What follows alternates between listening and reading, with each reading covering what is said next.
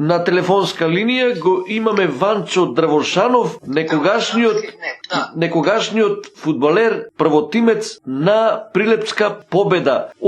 Почнувајќи од 60-тите години, од 1969 година, па до 1979, значи 10 години.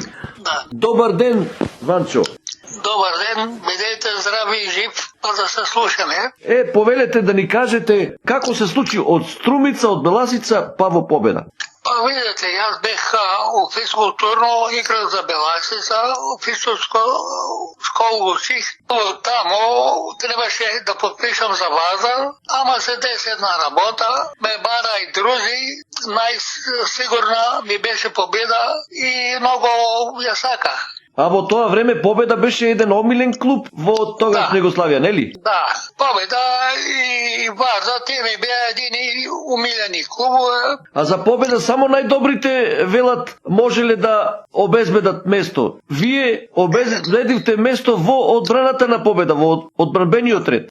И само со едењето, кога дојдов, бех приман, како да ти кажам, бех приман многу. Со среќа ми дава волја беа Ристо Јанекиевски, Блаже Мината, они беа у клубу. Значи во управата на клубот, да.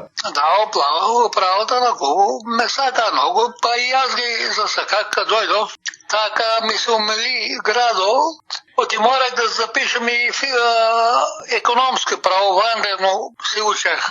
Значи бевте повезани економски факултет. Со образованието го продолживте во Прилеп, значи вие. Да, во Прилеп. Па овие генерации ве паметат уште од 69-та наваму како еден од најдобрите играчи, а што ве паметат во Прилеп, значи вие многу сте покажале во Победа. Што мислите вие за ова?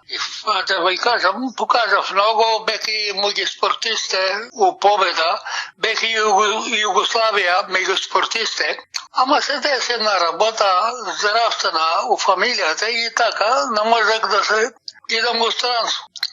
Значи имате некој проблем. Меѓутоа во Победа сепак покажавте една добра игра, оставивте одличен впечаток. Да. Не сака и ко публика и ко град, спортски град, би кажам. Единиот спортски град Прилеп, Сплит, тие беа мои навивачи, мои таков. Победа као што има во Сплит навивачи, беа и у Прилеп. Сакате да кажете една публика меѓу најдобрите во тогашна Југославија? Да. Да, тие беа едино што јас ги запомнах.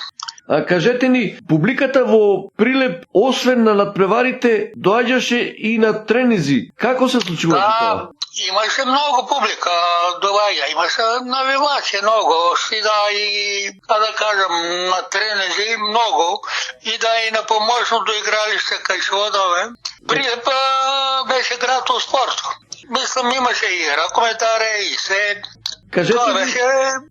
Кажете ни за некој надпревар, сигурно се сеќавате, со Вардар беа дерби надпревари, со Работнички, и со Гош Кјук во Дубровник одигравте еден навистина неверојатен надпревар која победивте таму среде Дубровник. Тоа беше друго на крајта, тоа беше 72 година. Ти кажам, 72 година, Благој и Статов одбрани 3 пенела, па таму ние ги тепавме. Да, во секој случај успешно поминавте и во тој период, како Победа. Да ви кажам, за Победа беше единствена од тоа време, кога бех јас единствена во Југославија меѓу првите, што го почитува и го сака сите. Од тоа се сеќавам многу. Едина екипа што имаше многу добри играчи, да не ги броам, има многу добри пријатели, некој си помина, како ќе ни дојде. Да, и во Прилеп, значи во дресот на Победа и пред прилепската публика, секаде 10 години издржавте во дресот на Победа. Да ни кажете како поминавте во тој период? Па ти кажам многу добро. стално го носах број 4. 4 беше резервиран за вас. Да, друг не го носеше никој доколку бех јас и кога се вратев и у Струмица, бех со грбо на четворката и исто спортист на град Струмица. Од Струмица најдобрите фудбалери доаѓаа во Победа. Меѓу нив и вие сте еден од нив. У Победа само јас бех што дојдов, другите не се играле, јас Благоја и Трајков малку беше тако, ама Благоја кој голман, и он, како да кажам, и он добар, ама јас малку поиграх во Беласица с него, па дојдов таму. Сакам да кажам, имаше уште некој, например, Благој Митев. Благој Митев дојде, не е играл никој, ни по селото, ни во Беласица, кога дојде тамо, јас му завршив работа, го внесов овие младите да тренират и после го внесов и управи тим.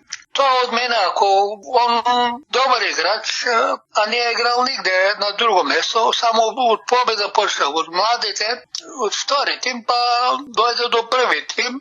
Јас му помогнах, беше тогаш Крстевски и Аневски тренери. Значи тандем, двајца тренери, да. Да, ми дојдо и Крстевски и Аневски, вика Ванчо, првата утакмица на него беше во Приштина.